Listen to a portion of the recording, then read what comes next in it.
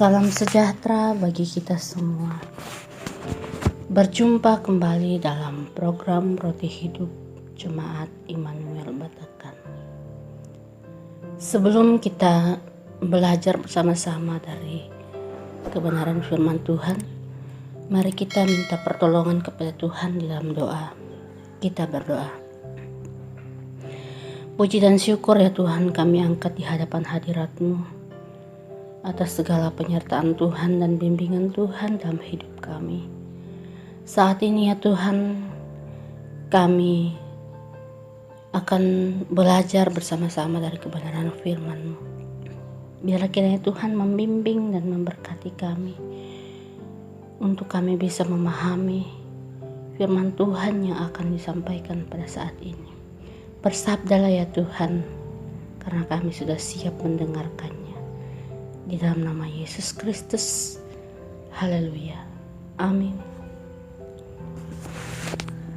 Bacaan firman Tuhan pada saat ini terambil dari 1 Korintus pasal 15 ayat 20 sampai ayat yang 28. 1 Korintus pasal 15 ayat 20 sampai ayat 28. Firman Tuhan berbunyi demikian. Tetapi yang benar ialah bahwa Kristus telah dibangkitkan dari antara orang mati, sebagai yang sulung dari orang yang telah meninggal. Sebab sama seperti maut datang karena satu orang manusia, demikian juga kebangkitan orang mati datang karena satu orang manusia. Karena sama seperti semua orang mati dalam persekutuan dengan Adam, demikian pula semua orang akan dihidupkan kembali dalam persekutuan dengan Kristus. Tetapi ke tiap-tiap orang menurut urutannya, Kristus sebagai buah sulung, sesudah itu mereka yang menjadi miliknya pada waktu kedatangannya. Kemudian tiba kesudahannya, yaitu bila mana ia menyerahkan kerajaan kepada Allah Bapa, sesudah ia membinasakan segala pemerintahan, kekuasaan dan kekuatan. Karena ia harus memegang pemerintahan sebagai raja sampai Allah meletakkan semua musuhnya di bawah kakinya.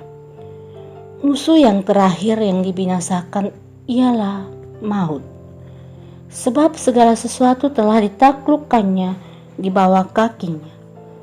Tetapi kalau dikatakan bahwa segala sesuatu telah ditaklukkan, maka teranglah bahwa ia sendiri yang telah menaklukkan segala sesuatu di bawah kaki Kristus itu tidak termasuk di dalamnya. Tetapi kalau segala sesuatu telah ditaklukkan di bawah Kristus, maka ia sendiri sebagai anak akan menaklukkan dirinya di bawah Dia yang telah menaklukkan segala sesuatu di bawahnya, supaya Allah menjadi semua di dalam semuanya. Amin. Bacaan kita saat ini disimpulkan dalam sebuah tema, yaitu kebangkitan. Pernahkah kita berpikir bagaimana orang yang dibangkitkan? Apakah mereka yang sudah meninggal dan dikuburkan pada hari kebangkitan bangkit di kuburan, atau bangkit di tempat lain? Dan seperti apa suasana kebangkitan nantinya? Pada pembacaan kita hari ini, Paulus dengan tegas menjelaskan bagaimana kebangkitan orang percaya.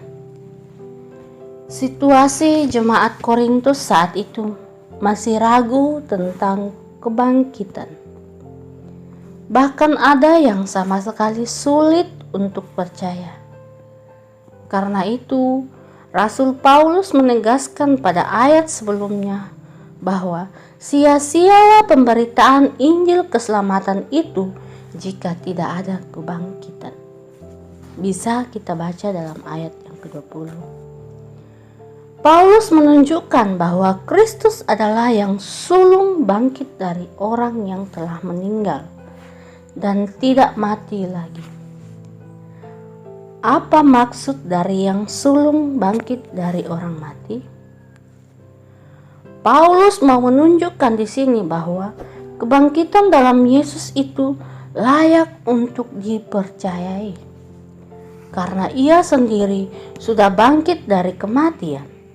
Setiap orang yang percaya yang meninggal dalam Yesus tidak akan binasa, melainkan beroleh hidup yang kekal. Kristus yang sulung bangkit adalah jaminan dan jalan bagi umat yang percaya kepadanya. Dia yang telah bangkit dan tidak mati lagi. Demikian juga nantinya bagi umat yang percaya kepadanya, pada akhir zaman nanti akan dibangkitkan oleh Yesus Kristus. Percayalah hanya kepada Yesus yang sudah mengalahkan maut dan yang sulung bangkit dari antara orang mati. Tidak ada yang perlu kita ragukan lagi. Ia sudah membuktikannya. Semua dengan jelas tercatat di dalam Alkitab. Jadi sekarang, apalagi yang perlu kita takutkan? Tidak ada.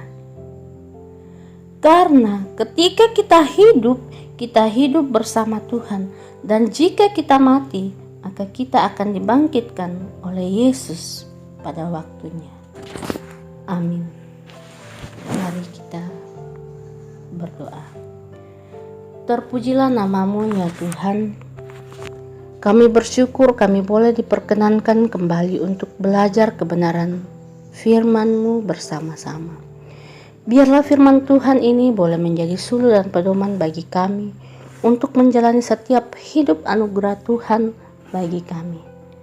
Berdoa untuk semua anak-anak-Mu yang telah mendengar firman-Mu ini. Tuhan berkatilah. Tuntun kami untuk tetap hidup dalam kebenaran-Mu. Berdoa untuk kami semua jemaat Tuhan di Jemaat Immanuel Batakan bersama Ibu Pendeta, majelis dan pengurus dalam mengangkat tugas pelayanan. Kiranya Tuhan yang akan memampukan dan memberkati kami semua. Berdoa buat setiap anak-anak-Mu Tuhan yang sedang bergumul dengan sakit penyakit. Walaupun tidak kami sebutkan satu persatu nama mereka. Kiranya Tuhan yang akan menolong, mengaruniakan kuasa kesembuhan buat setiap kami yang senantiasa setia berharap padamu. Yang berduka Tuhan hiburkan dan mampukan menjalani setiap kehidupan ini. Tuhan kuatkan dan teguhkan iman percaya kami bahwa Tuhan senantiasa beserta dengan kami. Yang lalai Tuhan ingatkan, yang mundur Tuhan tarik kembali, agar kami boleh senantiasa hidup dalam anugerah dan penyertaan Tuhan. Setiap rencana pekerjaan kami Tuhan yang akan memberkati. Anak-anak kami Tuhan jaga dan peliharakan sehingga senantiasa hidup dalam kehendak dan tuntunan Tuhan. Hidup kami hari ini kami mau serahkan ke dalam tangan pimpinan kuasa-Mu Tuhan, karena kami tahu bersama Tuhan kami boleh dimampukan untuk menjalani kehidupan ini. Ini doa kami dan harapan kami yang kami bawa dalam nama Yesus Juru Selamat kami yang sudah hidup. Haleluya. Amin.